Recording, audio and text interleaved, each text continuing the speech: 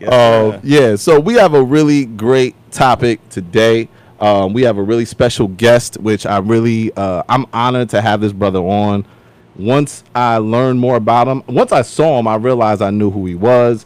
A program director for BET, a host on BET, did work with at Hot 97, radio personality, a music legend, and author of the book Blackout, My 40 Years in the Music Industry. Music industry legend, Mr. Paul Porter. Mr. Paul Porter, good morning, sir. Yo, what's up, man? How y'all? I'm doing great, brother. Thank you for coming on. You know that Jesse, I heard you talking about Jesse, man. He's on the NAACP Image Awards tonight. They're going to get their best ratings ever because he's up for an Image Award, man. So that's why he got off, so he could be on TV tonight. Oh. Whoa. Wow. I didn't even think about that. Do you think he's going to be well received? I think so, man. We are the unforgiving people, no matter what. So I bet you they're going to change the ballot and make sure he wins, just to get a lot of press out of Jesse's rise in the press. We'll see. Yeah. Let me just ask you real quick, sir. So, do you feel like? I mean, I do feel like naturally we are unforgiving people as well. But do you feel like he's going to be received because we're naturally forgiving people, or because he got off, now we got to now we're going to roll with this because this is what we need to do. So now this is the thing to go with. We got to receive him well. Well, I don't go with the flow. I think Jesse's guilty of something, so I can't applaud his actions or celebrate him. But that's up to the rest of the sheep. Yeah, most of the sheep follow. Yeah. I think I wonder if other people are going to be forgiving, because you said we're a forgiving people. I don't know if I could ever forgive him for saying he's the gay Tupac. What did you think? You were around during the Tupac era. What do you think about him saying that? Slander. I mean, some things I just laugh at, man. I don't take too seriously. Up until all this stuff started with Jesse, I thought his name was Jesse. So he's gotten his press out of it. So we'll see what happens. Yeah. So Paul, I read your book Blackout. If y'all have not read that book, please go get it. Okay, and not only read that book for yourself, read that book with young people that are coming up, that want to learn more, that want to be in the industry, because you really gave the ins and outs. You really blew the whistle on a lot of people. I know some people probably mad at you right now. Around what time, and you saw the shift, you saw the change of how media was viewing us, right? Or how they were portraying us in media. So when would you say that change began to happen in your time? I mean, it really started hard with hip-hop in the, late 80s and then the 90s, when all the formats shifted, where, growing up in the, 70s and 80s, there was one black radio station for the whole black family.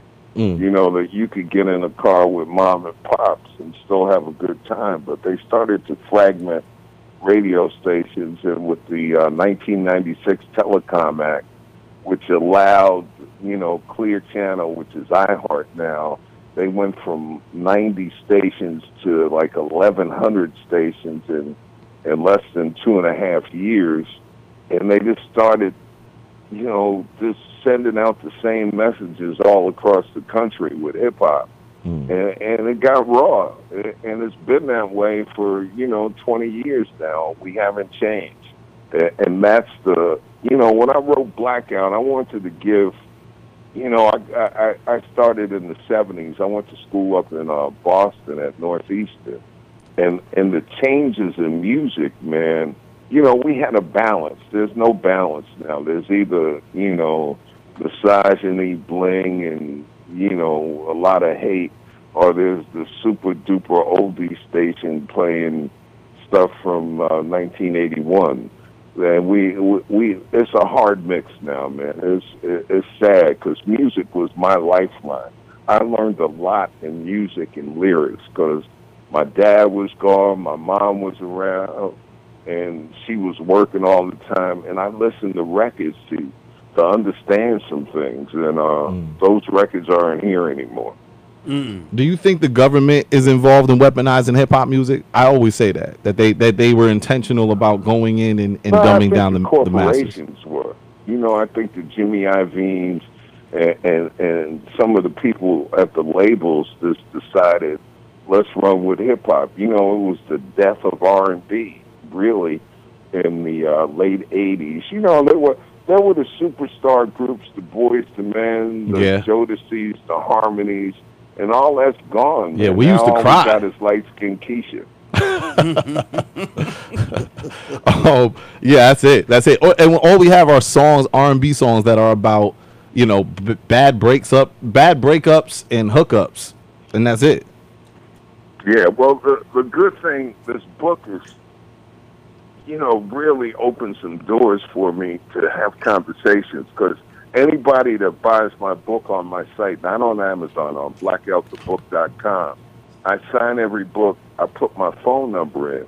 And, you know, I've sold over 5,000 books, so it's funny when people read the book, I'll get a text, I'll get a call, and we'll discuss. And a lot of times as parents trying to figure out how to deal with their kids and talk to them. And you can't talk to kids about music unless you understand what they're listening to. Right. And that's what I try to give some insight on.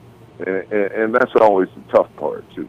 So I want to, because you mentioned the corporations, and I think sometimes we say, yo, they trying to dumb us down, and you see all this stuff they putting out, and they want to, you know, own our narrative. But we always say they, and we never get specific on who we're talking about. So, like, who are these corporations? You mentioned Clear Channel.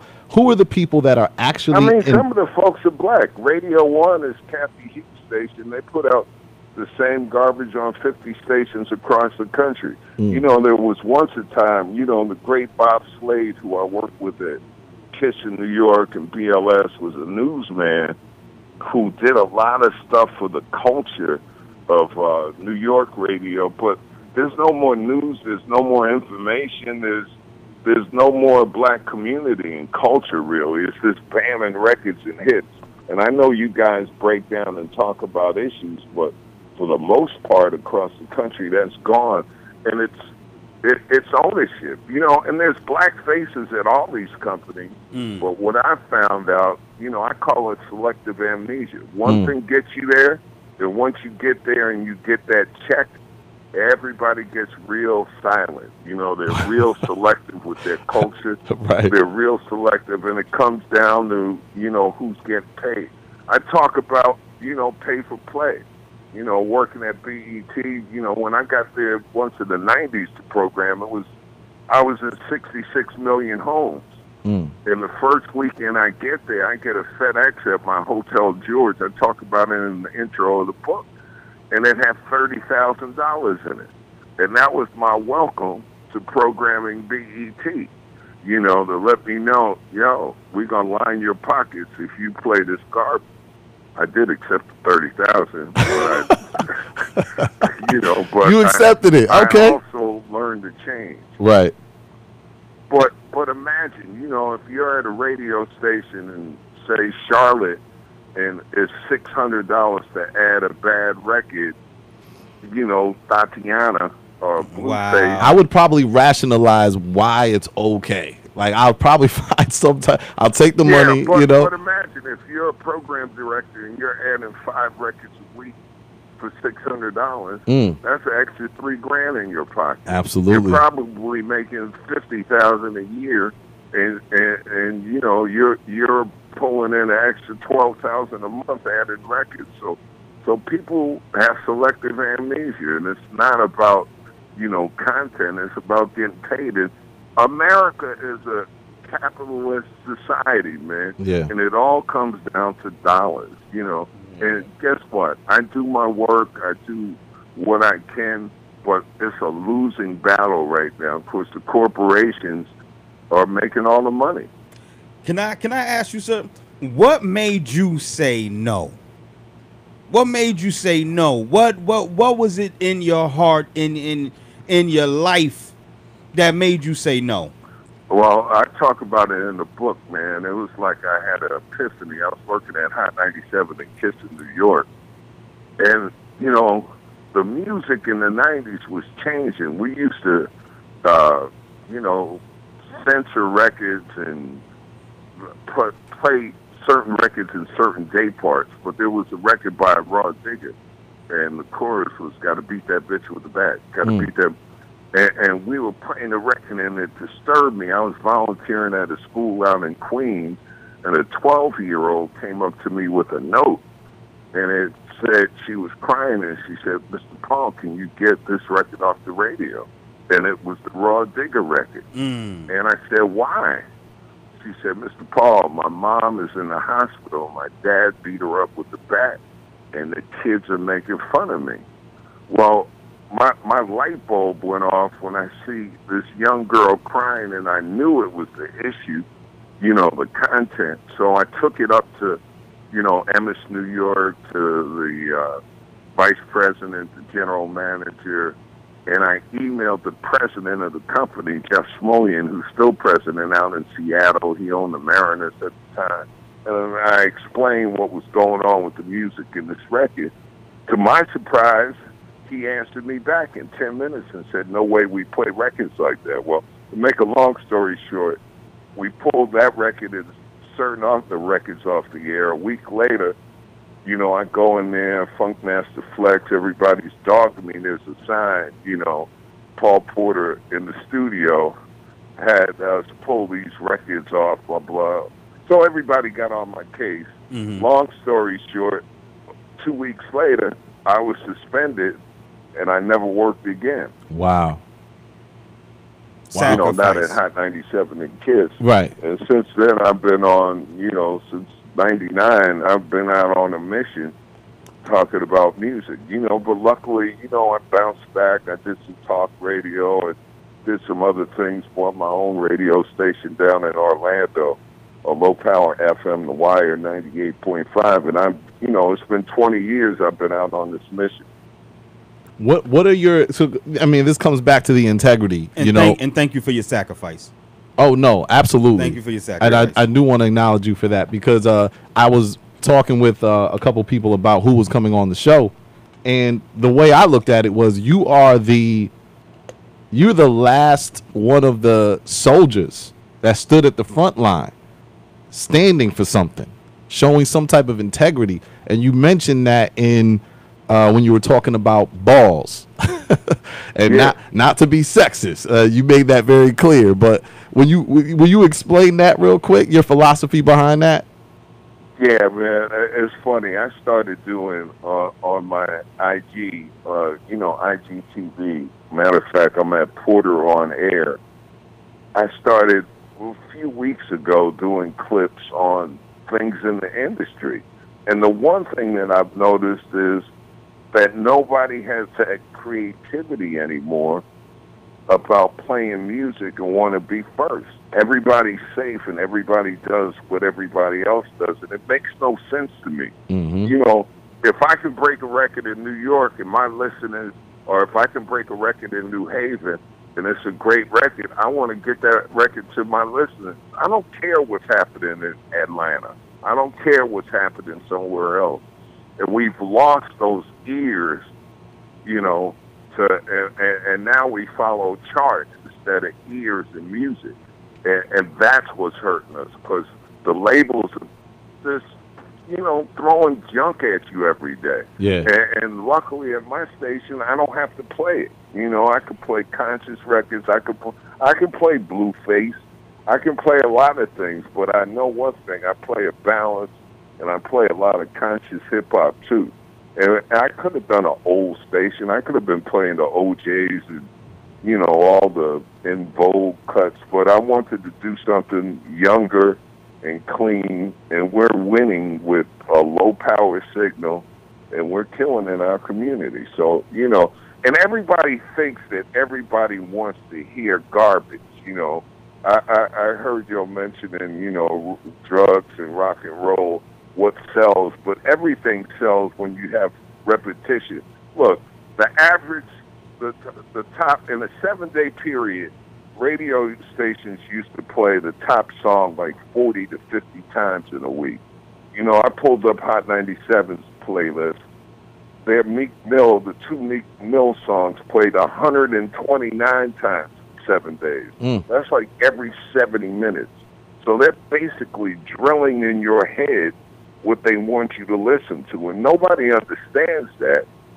And I know everybody says the internet is changing things, and it is, but big corporations, big playlists, Spotify lists, getting on the right YouTube, that's what breaks records. And the corporations have a lock on that because they got the money. Yeah, I always say that, you know, a thought is better than a dollar, you know, and because if that thought is being drilled over and over and over again, we're going to begin to think like that. You know, and there's songs that I don't even like that because I heard them over and over again, I started to like them, you know, and they were almost became a guilty pleasure. Repetition. Yeah. Yeah. And so when you were like, even right now where you are, what are some of the young artists that you're playing that you feel like, you know, they're kind of carrying the legacy of positive hip hop? Because I mean, there was positive hip hop. There was a balance at one point.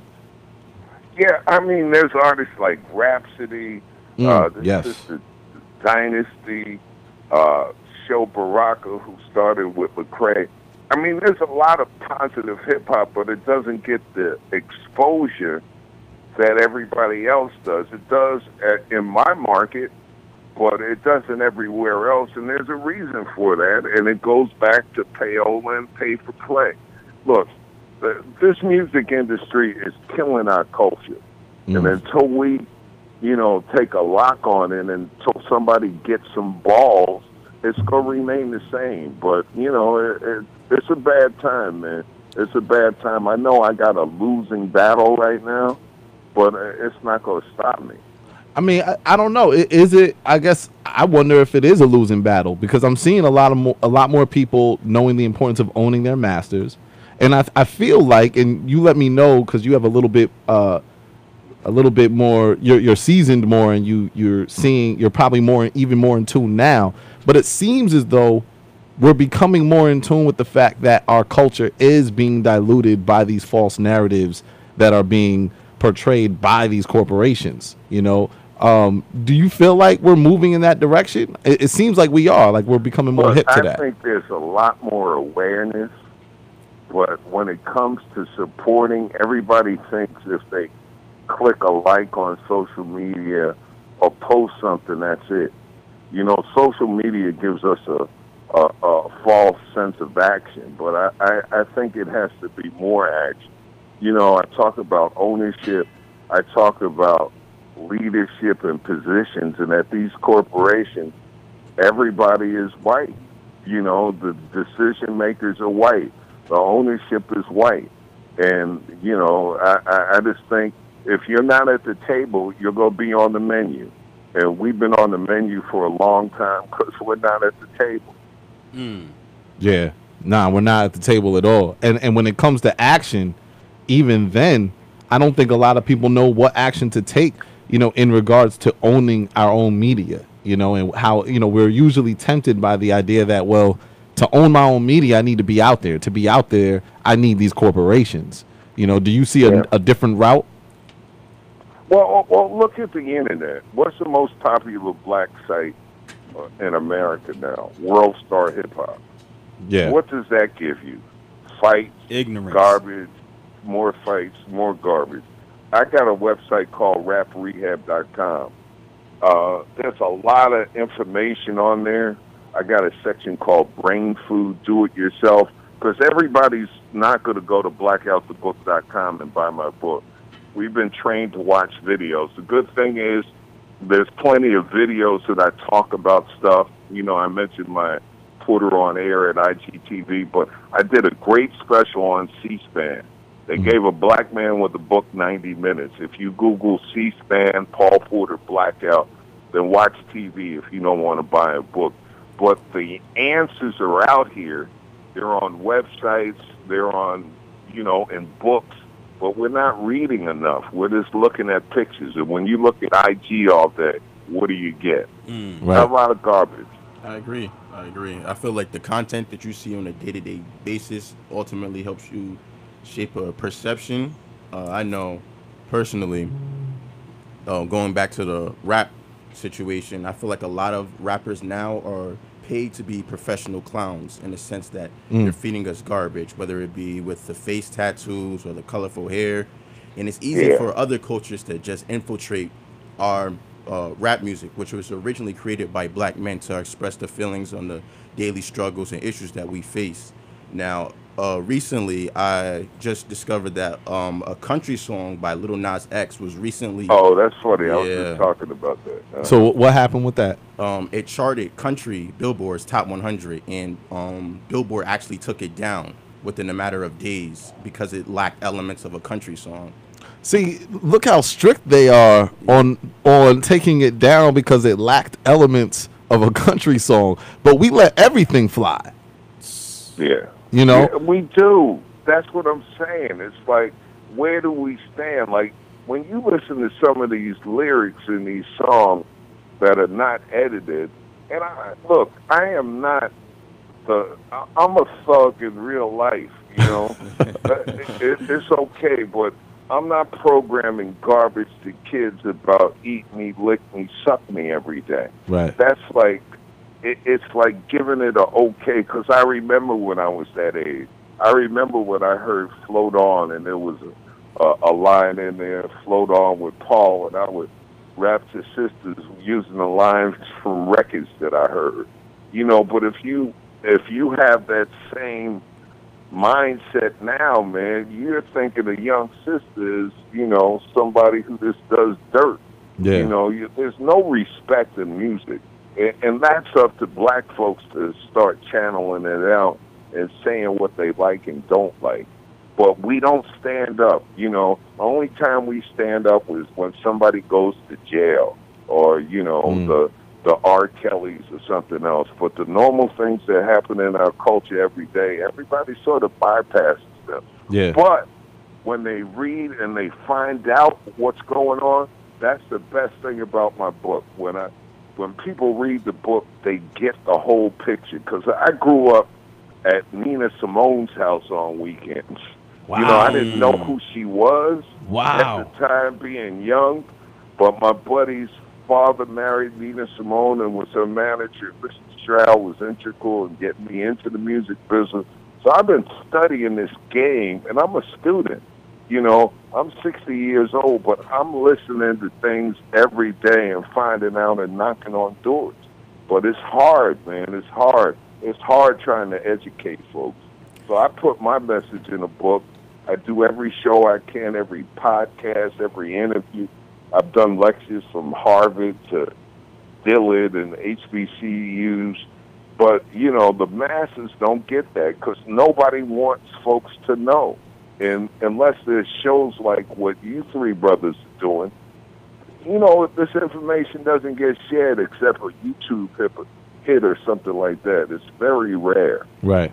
I know that at one point when I was doing a lot of research in just how they dumb us down using hip hop, I noticed that on the FCC rules, I don't know a word for word, but it states something to the effect of there can be no sexual language or even insinuating sexual, you know, acts and drug use of any kind during the hours of, I believe it was like 9 a.m. to 5 p.m. or maybe 8 p.m. Yeah, but the big joke with the FCC, and I've had FCC commissioners on panels with me. I've been to the FCC.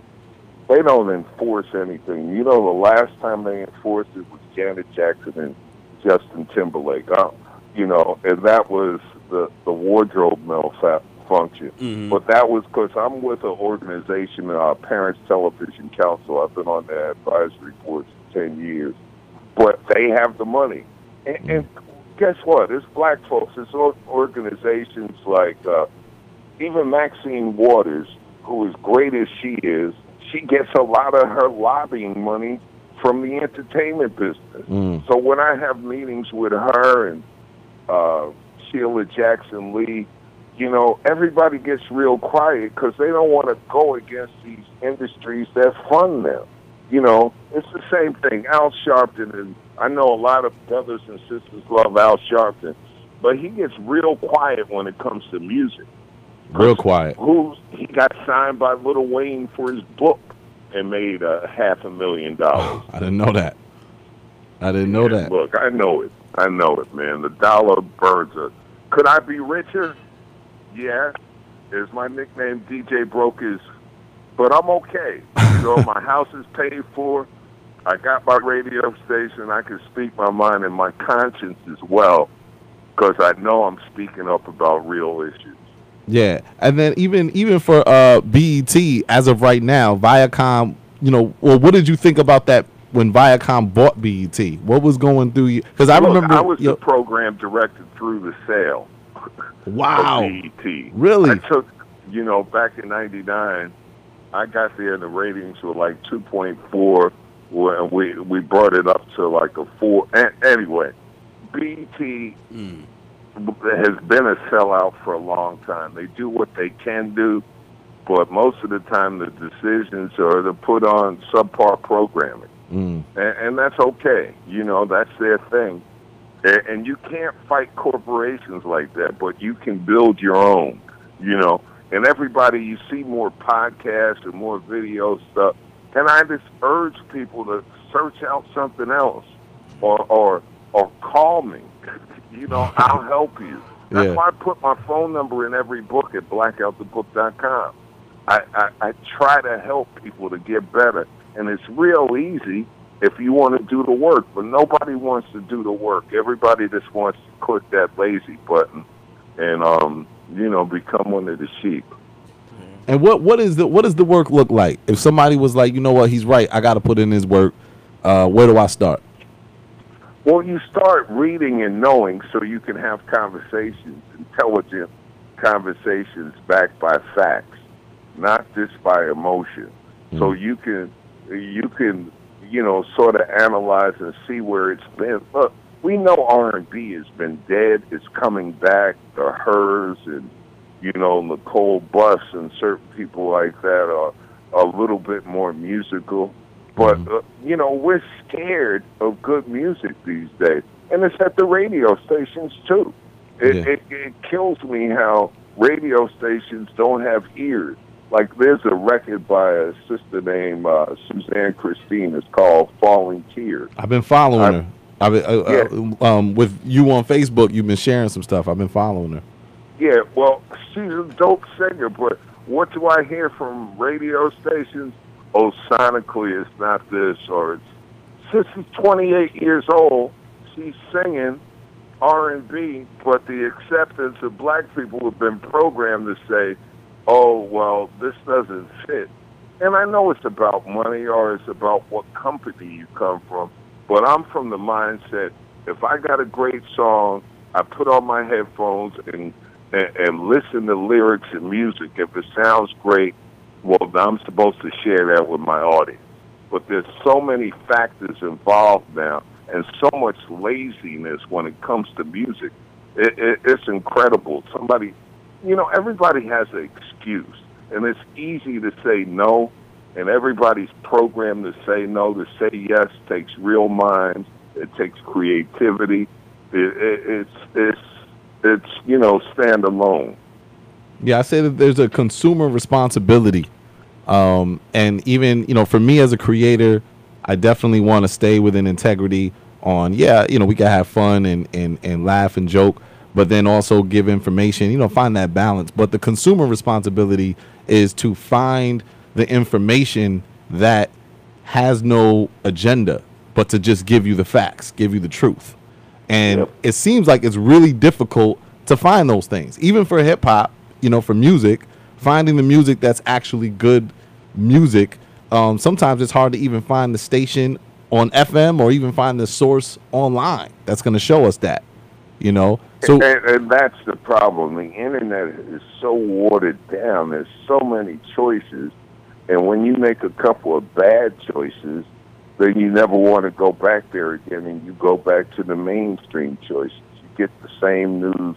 But like I said, there's ways to pick it out if you do some reading.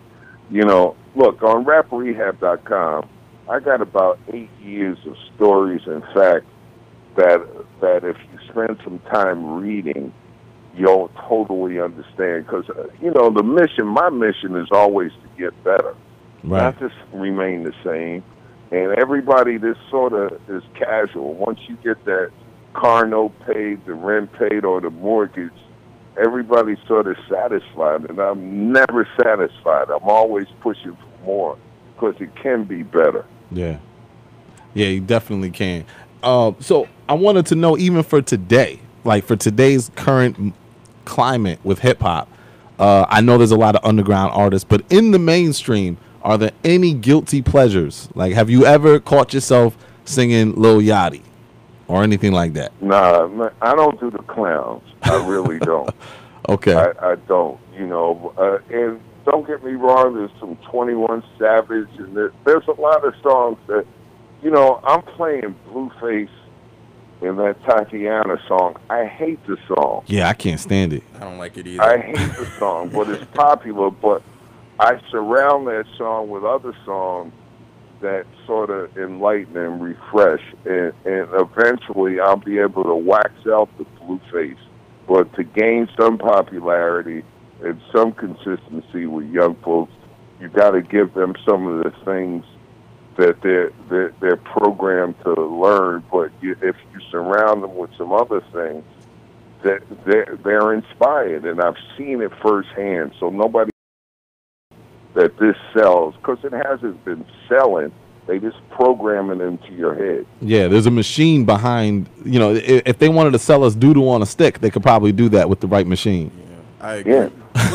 And hip-hop was inspiring for a long time. Yeah. Yeah. I mean, and they stopped those KRSs and Chuck D voices, and they replaced them with, Yachty and Pump. There was one point when 7 out of the top 10 rappers were all white on the chart. And It just hit me. I was like, oh, yeah, I remember that. We went decades with no white rappers, but, now the face of hip-hop has changed. And it's the Tekashis and all these other people that have sort of taken the game over, even though he'll spend the rest of his life in prison. But that impact, man, we get stuck on stupid quick. Yeah, and I do, like I said, I know corporations have everything to do with what programs us, but I do believe that the hip hop generation, at its conception, was at a time where it was right after the civil rights era, right?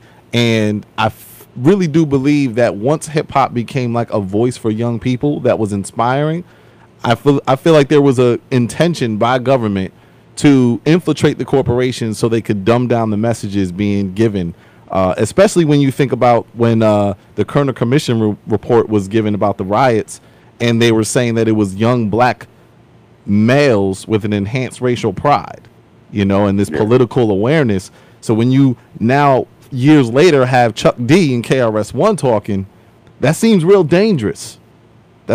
Dangerous, So I felt like there was an intention to go through and make this gangster rap. Yeah, but look, I spent time, Jimmy Iovine, who is probably one of the biggest gangsters of hip-hop, who ran Interscope in the late 80s through the 90s up until the early 2000s. I went to Jimmy Iovine's house in Jersey once. And Jimmy's kids, even though Jimmy had nothing but gangster rap, when you went in his house, he was playing rock and roll, and his kids were doing something completely different. Yeah. They weren't listening to Dre and them. So people, and the same thing for Bob Johnson, who was president of BET. His kids were taking horse riding lessons. They weren't watching his network. So a lot of people do things for profit and profit alone, and it's easy to sell dumb. We've been stuck on stupid. We got a lying president. The bar is lower. It's not higher anymore. How important do you think it should be? And I got a little criticism for saying this, but how important do you think it should be for young people to learn the roots of hip hop in education, in schools?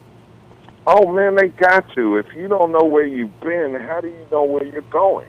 Right. sir. Come on, that's always history is like the barometer of everything, bro. Mhm. Like if you're not, and I find a lot of young people that study up, but they gotta hear that from voices, and you gotta share some of that. Yeah. That's why we play a lot of throwback joints on my station, and they sound like new records. A great hip hop record is a great hip hop record.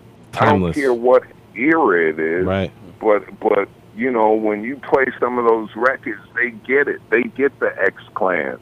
They get some of these songs. Yeah. But if you surround them with some of their familiar stuff, it's a whole lot easier. And that's why having these conversations is important. And there's a lot of hip-hop heads that grew up in the 90s and got young kids, and they grew up corrupt, and they don't know how to teach their kids. Yeah. That's what the problem is. Mhm. This isn't like a 10-year issue.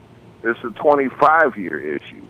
And a lot of the, you know, people maybe your age who grew up with crap, it's passed crap down to their kids. Yeah, they do. Actually, I feel like a lot of people my age try to keep up with those that are younger than us. Either they're bitter and old and they just feel like all the music everywhere of hip hop is crap. They don't even look at the underground, or they just say, or they try to say that the conscious is garbage now, and they try to, you know, rap Lil Yachty, Uzi Verts, and all them. You know what I'm saying? So Yeah. that's kind of what I notice with people my age. It's either or.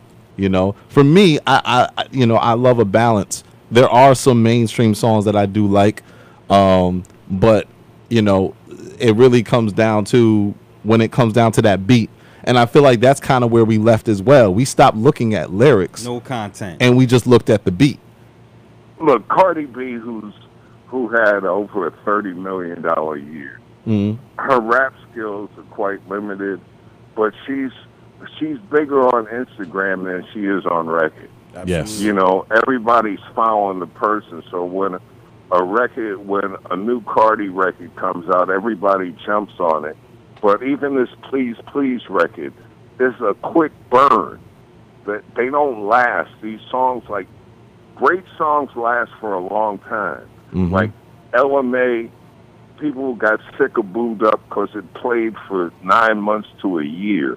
But you don't find that with a lot of hip hop songs. Like, No. not at nobody all. wants to hear Diddy and All About the Benjamins. You know, those are songs that in radio and research we say have high fatigue or a quick burn. Yeah. And there's great hip hop records that have a long life, but there's very few of those. Yeah. And that's what R&B gave us. They gave us longevity, and you know, this a longer burn. Well, Paul, man, I really want to thank you for coming on. I don't want this to be the last time. Next time, we got to bring you to one of these colleges to actually do a talk. I think that would be great for our young people to see. Can you just let everybody know where to get your book, Blackout, and where to, you know, what your website is if they want to contact you? Okay. Well, the book, you can get it at blackoutthebook.com. I sign every book. I put my phone number in it, and we can build from there. Send me a text, blackoutthebook.com. On social media, it's Porter on Air on IG and Twitter. And one of the websites I run is raprehab.com. It has a lot of industry information on there, the brain food, do-it-yourself for upcoming artists, and parents who want to learn more.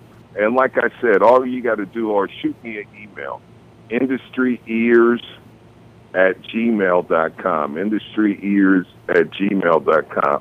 Everybody's important in my world. I talk to everybody. That's how I was brought up, because the receptionist turns into the CEO a lot of times. So, you know, be nice to everybody. And hit me up, Twitter, IG, Porter on Air, or blackoutthebook.com. It's $17.99. Don't be tight, and learn how to read. No doubt. Mr. Porter, thank you so much, brother. Blessings. All right. All right. Hey, thank y'all, man. Keep doing your thing, man. Absolutely. Much love. All right. Make sure y'all tune into Electric Drum coming up next. This is Moving Target 94.3 WYBC.